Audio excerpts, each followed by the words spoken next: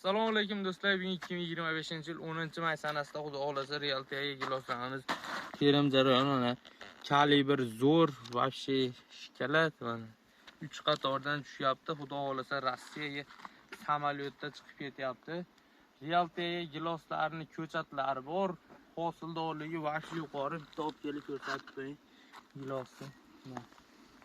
Xudo xolasa 5 yoshli daraxtimizda mevani ko'rib o'zlar ham bir baho beringlar. Kalibr o'ta yuqori, o'ta zo'r mana. Bu daraxtlarga olib keling. Gilos, qarang, gilosdan bog' qilaman degan akalarga, dehqonlarga, uyga ekaman, bir ikki tub mevasini yeydigan odamlarga, daromad olaman degan dehqonlarga, tezroq daromadga kirishim kerak degan dehqonlarga tavsiya qilamiz. Realtiya gilosimiz bahor gilosdan keyin chiqadi, lekin skinasi yutariyana ashe turetskiy sortlardan oldinroq chiqadigan eng zo'r, eng kuchli giloslarimizdan biri. Kalibr bo'yicha ancha-muncha giloslarni yutib chiqyapti, xudo xolasa. Bu hamma tipida bir xil meva oladi. Mana meva. Yaqinroq keling ham yeringizni. Uzoq yurolmasam. Kalibr o'ta zo'r.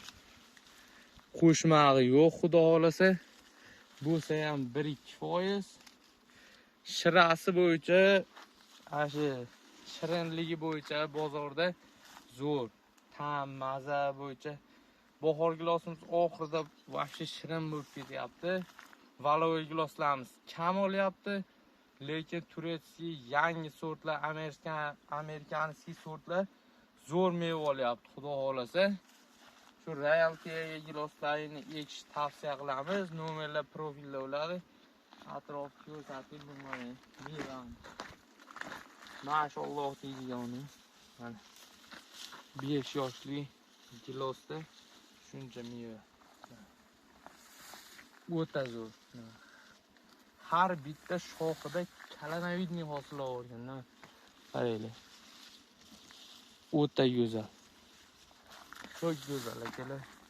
Ko'ra bir o'zlari baho berasizlar, mehnatlarga like bosasizlar, dehqonga omad deb qo'yasizlar.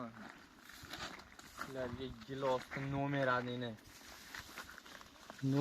1 mana mevani qarang, bu daraxtdagi addi shu bizni kuzatishda davom etasizlar, xudo xolasa. Bundan-da qiziq, bundan-da zo'r obzorlar ko'rsatamiz, xudo xolasa. Bizni kuzatishda davom etinglar. Sog' bo'linglar, salomat bo'linglar.